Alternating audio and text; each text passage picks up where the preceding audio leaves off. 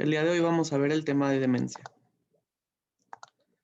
Como introducción, la demencia es un trastorno que se caracteriza por una disminución de la cognición que involucra uno o más dominios cognitivos. Entre estos, los que están en esta lista, que es aprendizaje y memoria, lenguaje, función ejecutiva, atención compleja, perceptivo-motora o cognición social.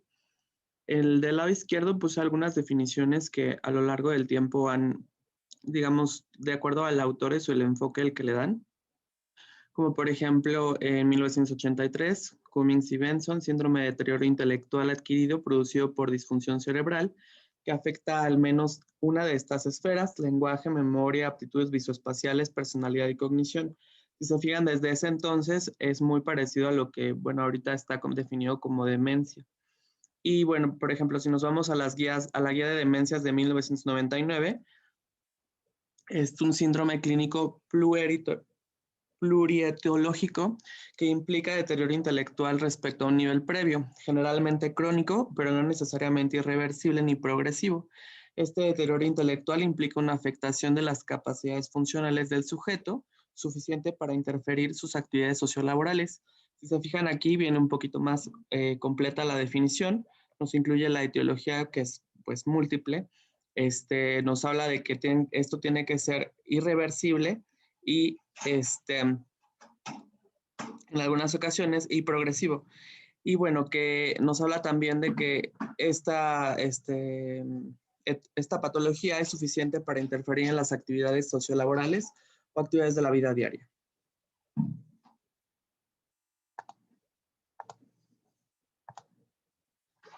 Entonces, los déficits deben de representar una disminución del nivel de función y ser lo suficientemente graves como para interferir con la función de la vida diaria y la independencia. La forma más común de demencia en los adultos mayores, como sabemos, es la enfermedad de Alzheimer, que representa aproximadamente un 60-80% de los casos. Como ya lo habíamos comentado, pues está el envejecimiento normal, el deterioro cognitivo leve y la demencia. Ya en las clases previas comentamos estos temas. Entonces, en cuanto a las causas y tipos, sabemos que la demencia pues tiene diferentes causas y al ser una enfermedad neurodegenerativa, pues estas producen síndromes clínicos muy parecidos, pero estos síndromes clínicos se pueden distinguir con algunas características en específico que ahorita voy a comentar. Estas causas, así como a grandes rasgos, pueden ser por una enfermedad microvaso, hipertensión arterial, trastornos vasculares o incluso genéticos. Y esta tabla que les puse es una clasificación, o por así decirlo, las causas de demencia, que es demencias corticales, bueno, demencias primarias primero, demencias corticales o subcorticales, que ahí vemos el listado, y demencia secundaria, que puede ser pues demencia vascular, demencia por medicamentos, demencia por tóxicos, etcétera. De las más comunes está, como ya lo comenté, enfermedad de Alzheimer, y después está la demencia vascular. Ya el resto pues son un poquito menos frecuentes, pero pues no así, son igual de importantes. Ahora, en cuanto a la presentación clínica, bueno, es muy importante decir que la mayoría de los pacientes con demencia no se quejan ellos pues de cambios, ¿no? O sea, de una pérdida, por ejemplo, de memoria. Voy a hablar mucho de memoria porque antes los criterios clínicos se enfocaban mucho en solamente la pérdida de memoria y no involucraban otros aspectos, como ya lo comenté. Y pues muchos de los autores refieren solo a pérdida de memoria porque pues antes se tomaba solo en cuenta eso, pero pues, y digamos, por ejemplo, en la enfermedad de Alzheimer, que es lo más común, perdón, la enfermedad de Alzheimer, lo más común es que pues tengan una pérdida de memoria. Entonces, por eso se enfoca mucho en toda la literatura en esta pérdida de memoria, pero es importante saber que no solamente es esto, ¿no? Entonces, como les decía, que normalmente los pacientes no se quejan de esto, de la pérdida de memoria, sino que es el familiar u otro informante quien señala el problema de la atención al médico. Entonces, los miembros de la familia a menudo se demoran en reconocer los signos de la demencia, muchos de los cuales se atribuyen incorrectamente al envejecimiento. Decía que un autor que, por ejemplo, cuando empieza a notar la familia ya los síntomas, quiere decir que, por ejemplo, en la enfermedad de Alzheimer, que esto ya es como una etapa final de la enfermedad. O sea, los primeros cambios que se notan a veces son difíciles tanto de reconocer obviamente por el paciente y también para el familiar, es también muy complicado. Entonces, un aspecto esencial de la demencia es que estos dominios representan un cambio con respecto al valor inicial, esto es muy importante, y con la mayoría de los síndromes de demencia el cambio es gradual y progresa con el tiempo. Sin embargo, es posible que los miembros de la familia no aprecien este aspecto. Para cuando el paciente deja de conducir o de administrar sus finanzas, las manifestaciones clínicas sutiles son sutiles, pero empeoran a menudo que han estado presentes durante al menos algunos años. Y bueno, la falla en la memoria o olvido es la queja principal más común. Ok, en cuanto a la presentación clínica, los pacientes con demencia pues también tienen dificultades con uno o más de los siguientes puntos. Retener información nueva, problemas para recordar eventos, manejo de tareas complejas, razonamiento, habilidad y orientación espacial, lenguaje y comportamiento, así como lo mencioné en la definición del principio. Esta es otra tabla como para ejemplificar un poco más lo que habíamos comentado en las clases pasadas, pero quiero enfocarme solo en el de demencia, que las quejas del paciente pueden no existir, las quejas del informador o del familiar pues siempre están presentes, las alteraciones de memoria son con suficiente intensidad como para interferir con su funcionamiento normal y otras alteraciones cognitivas son con suficiente igual intensidad como para interferir en su funcionamiento normal o actividades de la vida diaria. Tienen un deterioro funcional pues que está presente y el trastorno del comportamiento también está frecuente, sobre todo con depresión, apatía o ansiedad. Entonces les voy a ir hablando de poco a poco de alguna de las etiologías de la demencia. Vamos a empezar por la más común, que es la enfermedad de Alzheimer. Y bueno, las diferentes causas de demencia se presentan con manifestaciones neurológicas. Estas diferencias a veces, como les decía, no son tan fáciles de distinguir, pero cada una tiene algo particular. Entonces, la enfermedad de Alzheimer es provocada por una disfunción en el procesamiento de ciertas proteínas. Se acumula, por ejemplo, beta-amiloide en las placas seniles que obstruyen el desarrollo normal de la actividad nerviosa y esto va a matar las neuronas. Se acumula también la proteína tau que se acopla a ciertos microtúbulos. Esta enfermedad ocurre en adultos jóvenes, que esta es la principal característica en Alzheimer, que ocurre en adultos jóvenes, con una incidencia y prevalencia creciente durante las próximas 2 décadas y con el deterioro de la memoria como síntoma inicial más común. Otras características tempranas comunes son la función ejecutiva deficiente y la percepción que está reducida. Los síntomas conductuales y psicológicos y los trastornos del sueño se vuelven más frecuentes a medida que la enfermedad va avanzando. Ahora, vamos a ver entonces la demencia vascular o también se le conoce como deterioro cognitivo vascular. En particular, pues este está asociado a la enfermedad de vasos pequeños ateroscleróticos. Tiene un perfil cognitivo que se caracteriza por deficiencias prominentes en la función ejecutiva y la velocidad de procesamiento. Es característica una progresión escalonada en asociación con accidentes cerebrovasculares que pueden ser previamente conocidos o que incluso no están reconocidos, pero también se informa una progresión más gradual. Los microinfartos frecuentes también condicionan con el paso de tiempo a una demencia vascular o muchas veces presentan un EBC y en el estudio de imagen se observan lesiones múltiples o datos de encefalomalacia. En la imagen que ahí vemos que está es una tomografía en la que se observa, no sé si alcanzan a ver la flechita anaranjada, eh, ahí se observa la encefalomalacia, que si no recordamos, la encefalomalacia no es una enfermedad en sí, sino que es la consecuencia y secuela reversible de algunos procesos patológicos que producen la muerte de células nerviosas.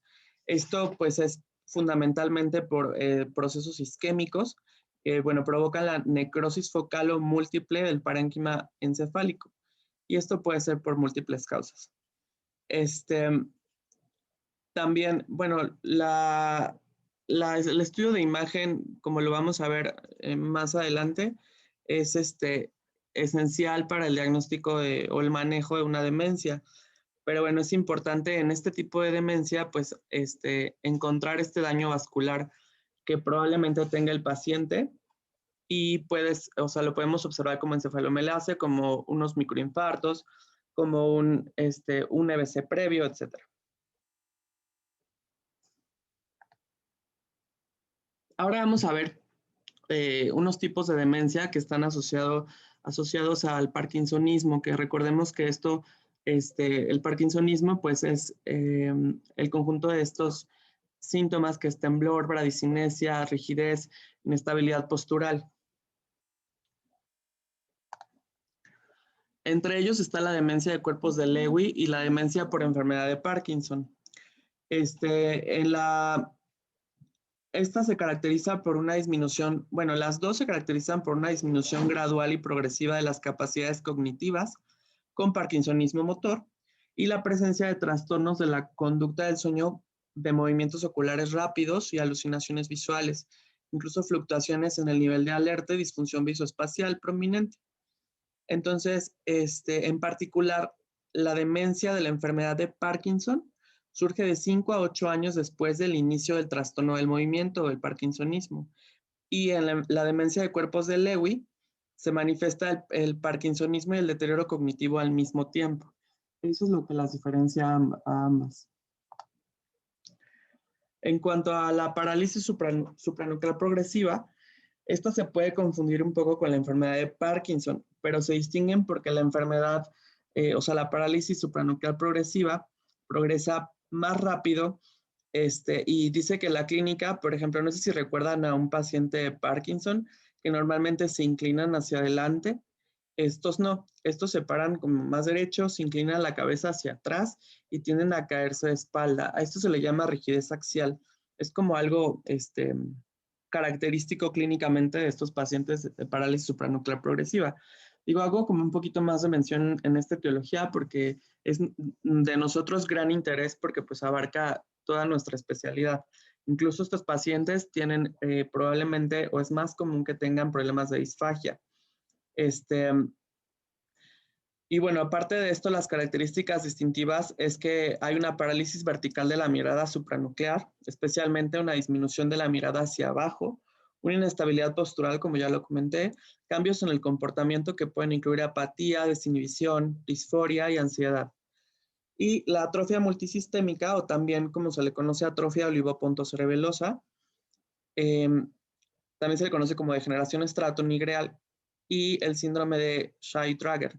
La atrofia multisistémica se presenta comúnmente con parkinsonismo y pueden incluir disautonomía, ataxia cerebelosa y déficit del tracto corticoespinal. En cuanto a la degeneración corticobasal, como les decía, estos pacientes también pueden cursar con parkinsonismo asimétrico y la característica más distintiva es que pueden incluir también apraxia idiomotora, un fenómeno de extremidades extrañas, afasia y pérdida de la función sensorial cortical. Y bueno, la ausencia del temblor es típica de la degeneración corticobasal. En cuanto a la hidrocefalia de presión normal, esta produce deterioro cognitivo, marcha lenta e incontinencia urinaria. Es como una triada clásica, no sé si lo recuerdan.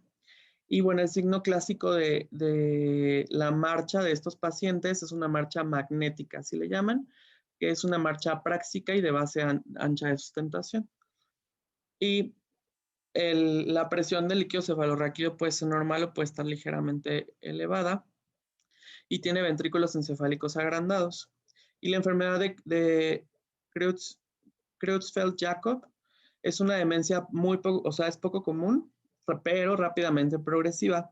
Produce alteraciones prominentes del comportamiento y del sueño desde el principio. Y los déficits de mioclono y de cerebelo también son características muy comunes. En cuanto a la evaluación, como sabemos, todo paciente neurológico se requiere pues una adecuada anamnesis, antecedentes, comorbilidades, tratamientos previos, inspección general, etc. Entonces, el paso inicial en la visita de seguimiento es una evaluación de la función cognitiva. Esto debe ir seguido de un examen físico completo y un examen neurológico.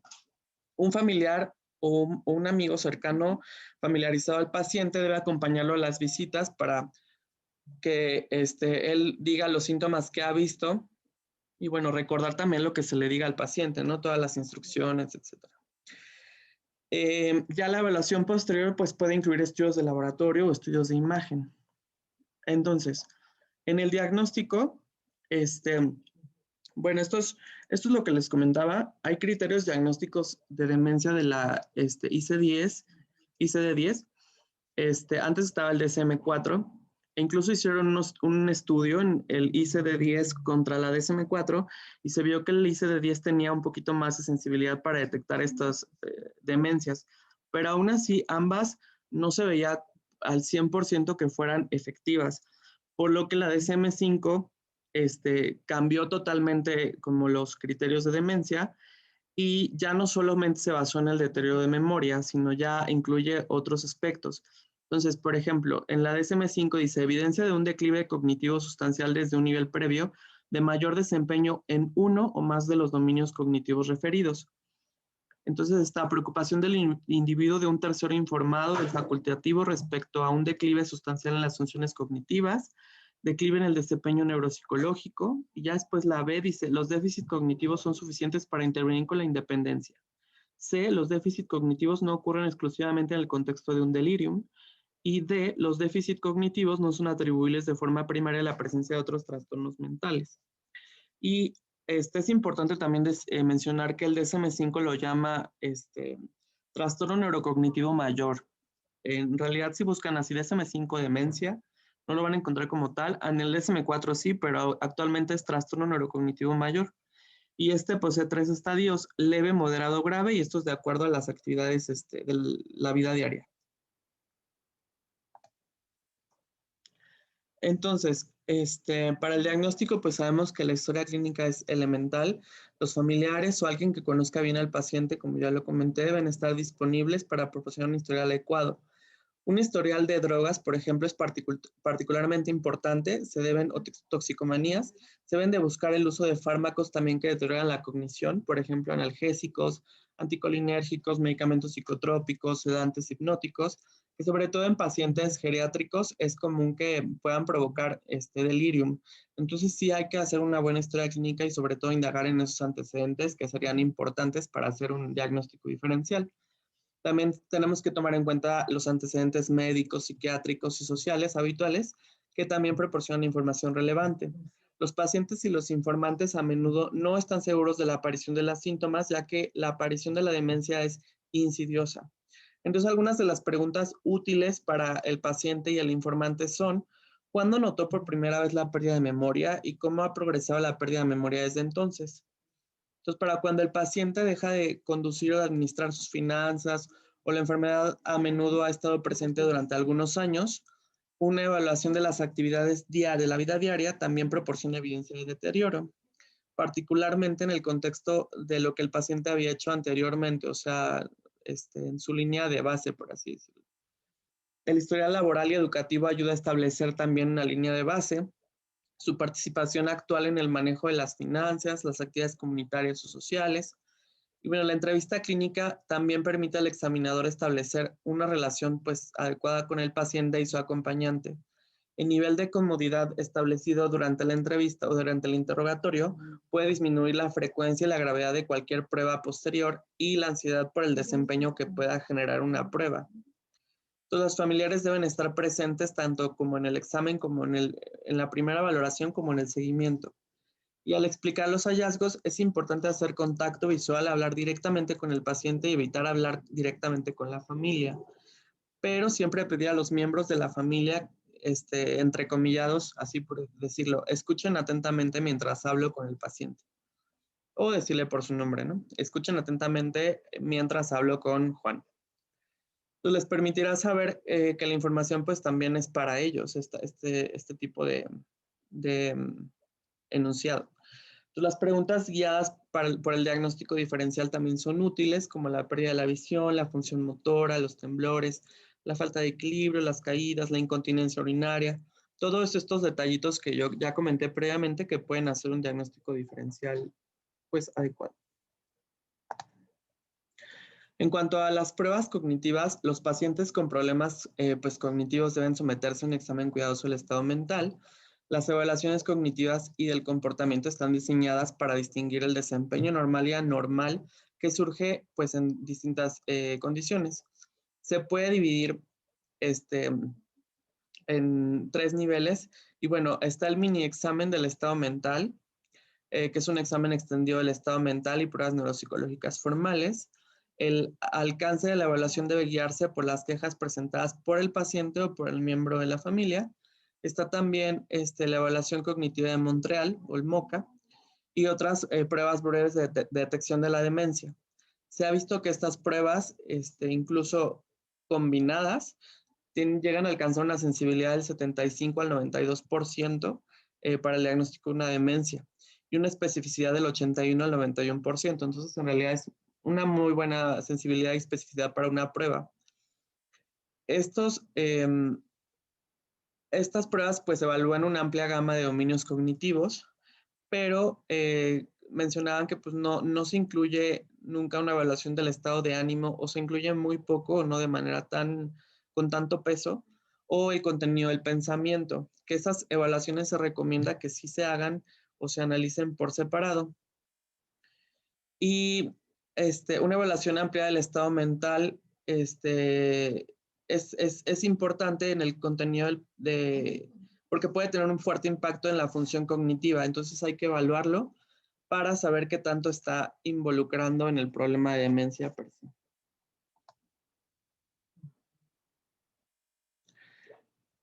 Entonces, cuando la historia sugiere deterioro cognitivo, pero el examen del estado mental es normal, las posibles explicaciones pues incluyen demencia, problemas en cuanto al nivel sociocultural, depresión, o pues que es raro, pero también existe la tergiversación por parte de los familiares.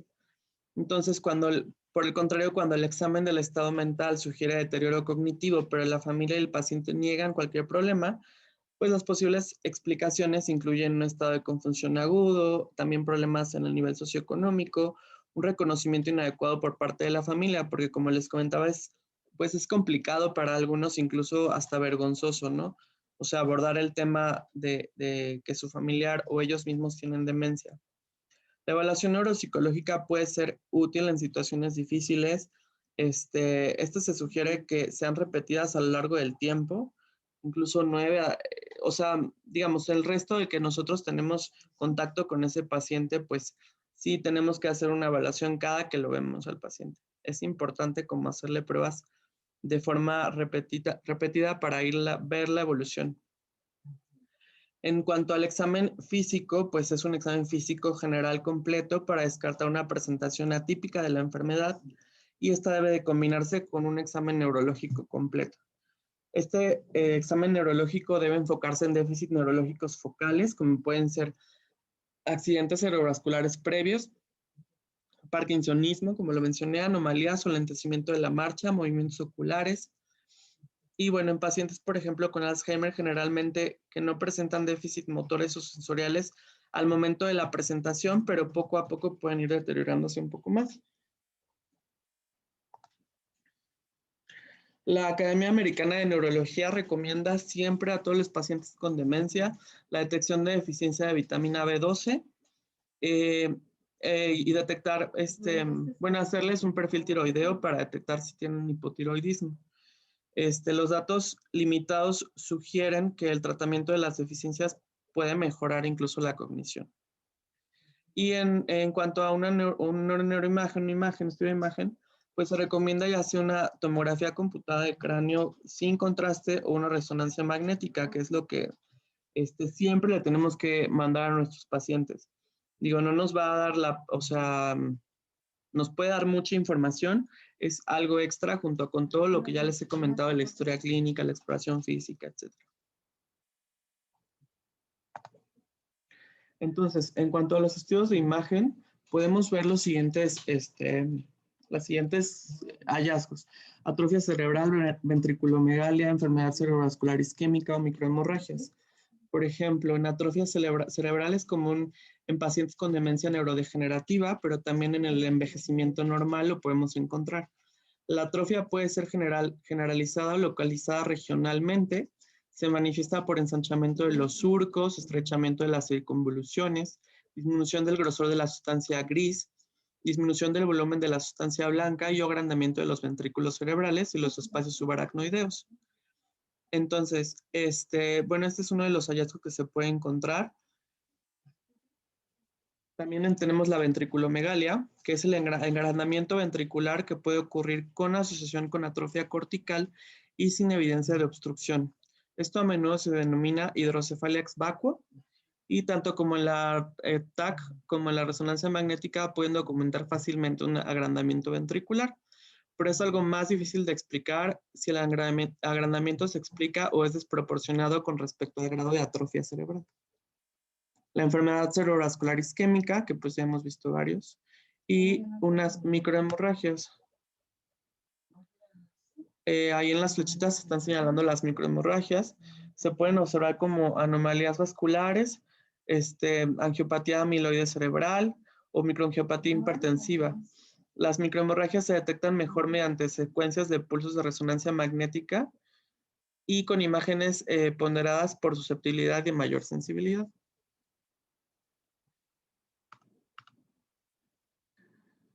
Entonces, como ya les comenté, se pueden hacer otras pruebas. Nosotros podemos hacer las pruebas que pues en realidad, como lo hemos visto en varias clases, que nosotros consideremos adecuadas, ¿no? Ya les comenté que tiene una sensibilidad alta y pues sobre todo muchas van enfocadas al deterioro de la memoria, pero pues como ya sabemos, no es lo único que puede estar involucrado. Entonces, se recomienda muchísimo que se hagan evaluaciones a lo largo del tiempo. También se puede hacer un PET scan, en caso de que pues, pensemos en alguna patología neurológica. Me parece que es la demencia de cuerpos de Lewy, en la que se puede ver en PET si ya hay afección a otra parte del cerebro, etcétera. O incluso biopsia cerebral, pero como hicieron un estudio de la eficacia de la biopsia cerebral y la verdad es que no hay comparación con una prueba neuropsicológica bien hecha, junto con una historia clínica y una tomografía o una resonancia magnética. Una biopsia cerebral pues es poco común que la realice alguien. Normalmente todo lo que se hizo de biopsia pues es post-mortem, pero bueno, está descrito en la literatura. Y en cuanto al tratamiento, pues el tratamiento de la demencia es individualizado y de acuerdo a los hallazgos encontrados. Mucho dependerá pues de la etiología de la misma. Es necesario que reciban terapia del lenguaje y de todas las funciones comprometidas para evitar el deterioro en estos pacientes. En la actualidad se cuentan con diferentes instituciones o centros que proporcionan pues este tipo de terapia. Deberán continuar con el tratamiento de enfermedades concomitantes, apoyo al o a los cuidadores primarios. Esto es pues muy, muy importante debido a lo que ya les comenté. No siempre pues, pues quien la pasa peor o quien tiene, o tal vez es más complicado para los familiares porque pues el paciente a veces no se da cuenta de lo que está pasando o tiene algunos periodos de lucidez en el que puede darse cuenta, pero en realidad la familia es la que debe de lidiar con todo el problema, tanto económico como social, como en todas las esferas pues del paciente y lo que lo rodean. Y bueno, siempre se debe de incluir que haya una revaloración de estos pacientes constantemente. Como ya vimos por ejemplo, en el diagnóstico de la DSM-5, pues ya se tiene que tener algo previo, una evaluación previamente hecha para poder ya hacer el diagnóstico. Y bueno, pues se debe de proporcionar terapia que en cada revaloración ver si se continúa la terapia, se suspende, etcétera. Y bueno, sería todo de mi parte. Nada más quiero dejar esta frase: la vida no es lo que uno vive, sino cómo lo recuerda y cómo lo recuerda para contarlo, de Gabriel García Márquez. Les recomiendo mucho estas dos películas, Siempre Alice, Notebook. Y hay otra que se llama Vivir dos veces en Netflix española, que también está muy buena, que incluso habla de cómo, pues todas estas películas también hablan de cómo, o se centran mucho en la vida de los familiares o de los amigos incluso, ¿no? O de la pareja. Lo muy complicado que puede ser, ¿no? Como lo que comentábamos la clase pasada. De mi parte sería todo. No sé si tengan alguna duda.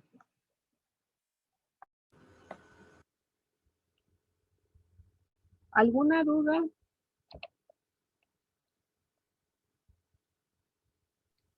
Buenas tardes, yo doctora, soy Olivia. Dígame usted. Una de las cosas que comentaba Héctor sobre preguntarle al paciente o al familiar sobre cuándo empezó con los problemas de memoria y cómo ha progresado, algo que estuve leyendo fue que uno de los principales problemas para hacer un diagnóstico lo más temprano posible para estos pacientes con demencia es que tanto el paciente como los familiares, confunden el problema porque el paciente con demencia tiene la característica de que tiene estos problemas de memoria fluctuantes. Entonces, a veces está mejor que otros días e incluso en unos momentos del día está mejor que otro y los familiares refieren o el mismo paciente refieren que ellos se acuerdan de cosas de su niñez, pero si, por ejemplo, el familiar le comenta algo de alguna actividad, el paciente lo olvida. Y es que una de las características de estas enfermedades es que la memoria retrógrada está conservada, sobre todo la más antigua, pero la anterógrada y la retrógrada de 2 a 5 años es la que se empieza a afectar. Entonces, no sé si a usted le tocó ver este tipo de patrón en la consulta, qué es lo que se Este, dice que es lo que más atrasa el diagnóstico y el manejo de estos pacientes. eh, efectivamente, Olivia, el comentario que hizo Héctor y lo que tú estás ahorita comentando es muy cierto.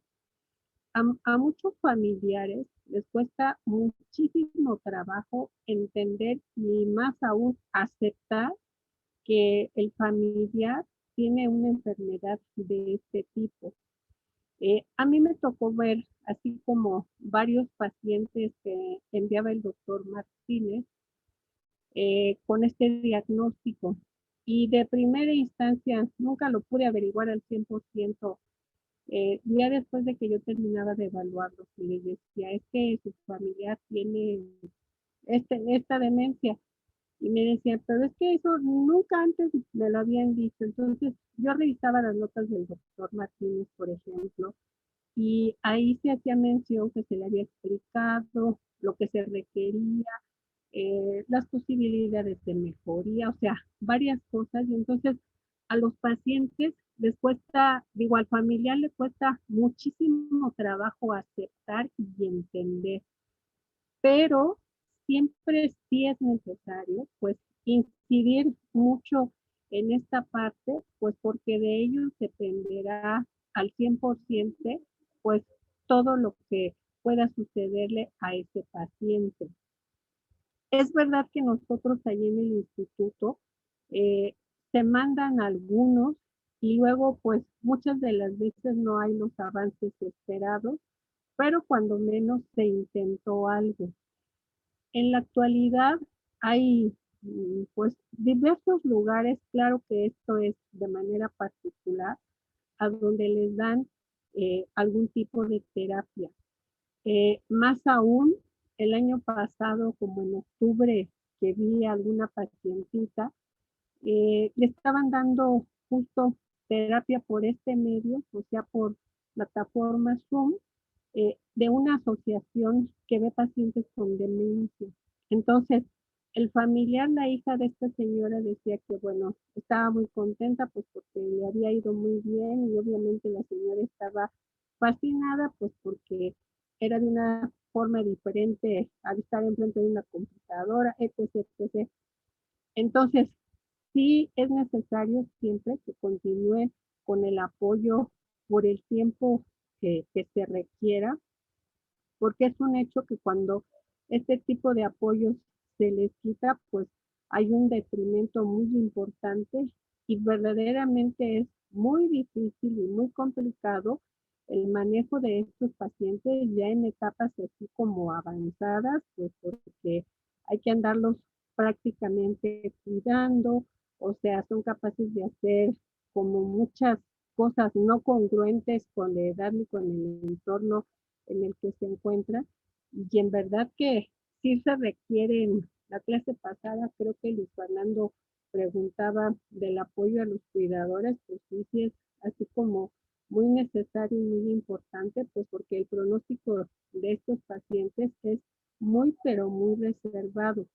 Y con respecto a esas fallas de memoria que tú decías, pues sí, efectivamente va teniendo esa cronología, esa evolución que tú mencionabas, aunque ya en etapas avanzadas de la enfermedad, pues se afectan indistintamente todos los tipos de memoria, pero en etapas iniciales sí hay así como unas diferencias y eso también permite y ayuda para que se pueda hacer un mejor diagnóstico del tipo de demencia que se trate. Muchas gracias, doctora. Doctora, otro comentario rápido, que Dígame. pues no hay que olvidar que nuestra especialidad está enfocada a 4 áreas. Y en cuanto al audiológico, sabemos que la pérdida auditiva o una hipoacusia es un factor de riesgo muy importante para el desarrollo tanto de un trastorno cognitivo, Normal. como el que vimos en la clase pasada, hasta incluso pueden llegar a presentar demencia, pues estos adultos mayores. Entonces, pues siempre tener en cuenta en los pacientes de la tercera edad que nosotros llegamos a ver y que obviamente pues llegan con nosotros al departamento de audiología, pues no dejar, Considerarlo. considerar, o sea, y explicarle al familiar cuál es el impacto que puede tener esta pérdida auditiva y por qué es tan importante la adaptación en estos pacientes. Ese es un muy buen comentario, Luis Fernando, y no sé si tuvieron la oportunidad de ver la plática del Centro Auris el sábado. Esta chica que dio la plática enfocó prácticamente y estuvo hablando de una manera muy detallada, muy bonita, con muchos estudios que se han hecho allá en su universidad en Colorado, donde está justamente en ver toda la serie de cambios que se dan principalmente en la corteza temporal, justo cuando los pacientes pierden la audición y la no estimulación o la no adaptación, por así decirlo, de los auxiliares en forma temprana, o sea, lo que condicione a que esas áreas van sufriendo o van presentando datos de atrofia. Entonces, ella al concluir dice que siempre será muy importante considerar realizar una buena audiometría o todos los estudios que se requieran y por ende, pues hacer la adaptación de los auxiliares auditivos necesarios justo primero para mejorar la calidad de vida de estos pacientes y obviamente todo lo que esté a su alrededor. Con esto quiero decir que si, bueno, hace referencias de las fallas de memoria y demás, bueno, pues esto también pueda tratar de mejorar. Entonces, sí es un buen punto a considerar y a que nosotros tomemos en cuenta para que pueda ser valorado en tiempo y forma todos esos pacientes desde la perspectiva audiológica.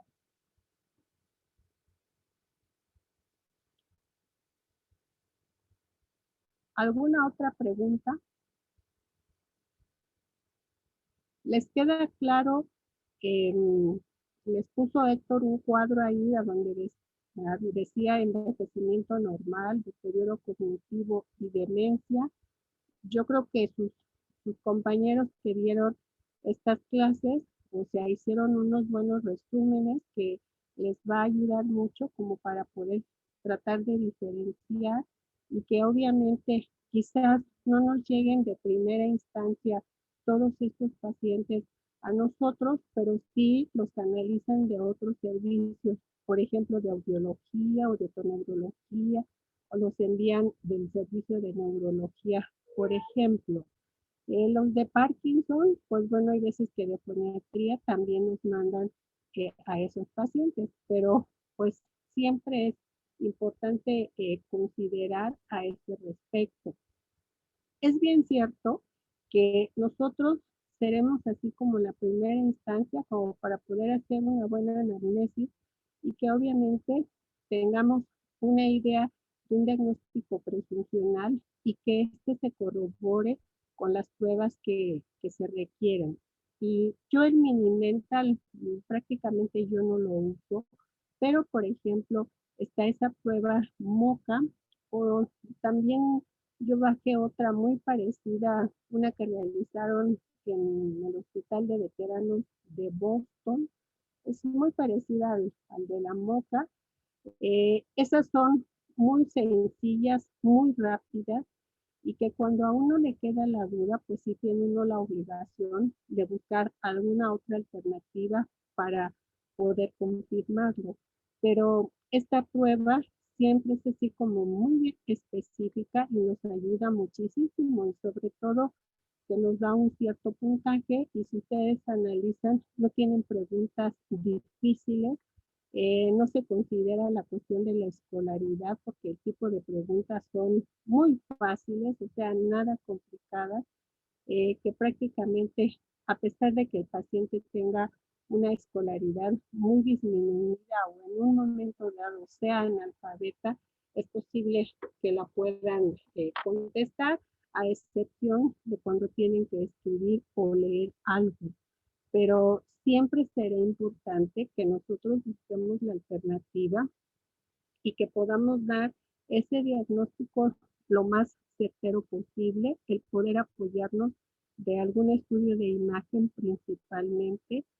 Y también otro apartado que mencionaba su compañero, por lo general nosotros, o bueno, al menos yo he de confesarlo, en algunas ocasiones yo no consideraba mucho la situación del estado emocional, pero después busqué las escalas que había para depresión, para ansiedad, y en verdad que también sirven, sobre todo en aquellos pacientes que presentan el deterioro cognitivo, que está esa parte así como demasiado complicada, pues en estos pacientes con demencia también es factible que pueda coexistir y sí es importante. Quizás los pacientes no puedan contestar ellos ese cuestionario, pero hacerlo a través del familiar también es de utilidad y nos sirve. Cuando esto sucede, pues siempre es necesario enviarlo con el psiquiatra porque seguramente requerirá de algún tratamiento que mejore su condición para que pueda recibir el apoyo rehabilitatorio que requiera. ¿Alguna otra pregunta o comentario que deseen hacer? Hola, doctora, buenas tardes. Dígame usted, Carlos. Soy Carlos. Doctora, ¿hay algún tipo de secuencia que lleve el deterioro del paciente o hay alguna progresión en los datos clínicos que nos vaya orientando hacia la demencia? Porque durante el resumen de Héctor le daban como mucho peso a que el paciente empezaba o iniciaba con fallas en el manejo de sus cuentas o de las cuentas por pagar o cosas así. Mira, esa es una buena pregunta, Carlos. Generalmente, mucho dependerá del tipo de demencia. Ya les mencionaba yo en clases pasadas, esa enfermera que tuve con enfermedad de Alzheimer, que bueno, o sea, tuvo una dificultad sumamente importante en todas sus actividades de la vida cotidiana. Sí. En los casos que son de tipo vascular o de alguno de los otros tipos y que el familiar ya ha recibido la información, muchas de las veces tú te encuentras como que ellos andan buscando la alternativa justo pues cuando hay algún bien o hay cuentas, en fin, cosas como de este tipo, como para que en el banco puedan hacer así como el cambio, yo diría de firmas o de todo el requisito que se necesita. Porque muchas de las veces, o sea, sí se llega a ese grado de que obviamente no tienen la conciencia de recordar el libro de cuenta o peor aún, la firma, y pues en el banco ustedes saben que o es igual a como tú lo hiciste o lo anotaste cuando fuiste a abrir esa cuenta, o no es esa cuenta. Entonces, sí será muy importante el que se analicen. Ahora, Ay, no inventes, a lo mejor tenía bien poquito tiempo. si en los pacientes, Ajá. cuando nos Sí, ahorita no me digas porque no me voy a acordar. Pero márcate a ti para que esté como activo. Ismael, ¿te escuchas? Ismael, ¿me escuchas? Creo que ya. Ya, sí. E igual, siempre es importante que nosotros consideremos y le hagamos ver eso al familiar, Carlos. O dentro de las indicaciones, como que se analice toda esa situación, pues porque sabemos que cada vez se va a deteriorar más. Sí. Yo llegué a dar en algunas ocasiones el informe y el Repito, familiar, a ver, ¿puedes guardar tanto silencio? el familiar me pedía que si en la parte inferior o en las indicaciones yo podía notar que no era capaz de poder recordar o de poder hacer la firma correspondiente. Con todo el miedo y el temor del mundo, lo hice como en un par de pacientes, pero pues porque era muy necesario, muy evidente, Sí, y doctora. obviamente si no se hacía eso, pues bueno, ustedes saben todo lo que conlleva. Pero sí es un dato de mal pronóstico, Carlos, cuando en las actividades de la vida cotidiana, el vestirse, el cambiarse, el bañarse, el comer, el recoger, su ropa, tender la cama, alimentarse, cosas de ese tipo, los pacientes ya no son capaces, o sea, pues eso indica que la enfermedad ha ido avanzando, se ha exacerbado y es nada bueno pues para ese paciente y obviamente el familiar pues tiene que poner muchísima más atención a ese respecto. Sí, doctora. Ok. Muchas gracias, doctora. Me queda... Dime, Carlos. No, sí, digo, me queda más claro porque le daban, en el resumen, bueno, le daban mucha importancia a eso, a todas las cosas como de económicas y el manejo de las cuentas que decían, pensaba yo que entonces podría ser como uno de los datos más iniciales o que más fácilmente se podría dar cuenta el familiar para Nos pues puede orientar. orientarse al diagnóstico, exacto. Gracias. Y que nosotros consideramos cuando hagamos el interrogatorio, o sea, oiga, es capaz de cambiarse, de bañarse, de sentarse, de acostarse, de comer, o sea, cosas que nosotros hacemos cotidianamente y Sí. también mucho de eso dependerá porque habrá que ver que cuando ya no es independiente y que requiere del apoyo al 100% del familiar, bueno, pues como que algo está sucediendo y es un dato más importante que nos ayuda a poder corroborar que se trate de algún tipo de demencia. Ok, sí, doctora, muchas gracias. ¿Alguna otra pregunta?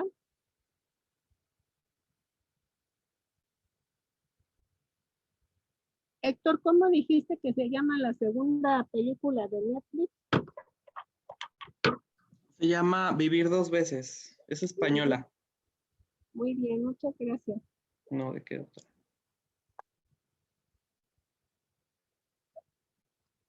Bueno, pues si ya no tienen ninguna pregunta, deseo que tengan muy bonita tarde y ya nos vemos el jueves. Buenas tardes. Igualmente, doctora. Hasta luego. Gracias, doctora. Buenas tardes. Gracias, doctora. Gracias, noche. Gracias, doctora. Gracias, doctora. Buenas noches. Gracias. Saludos. Buenas noches. Ay, ¿cómo? Ay.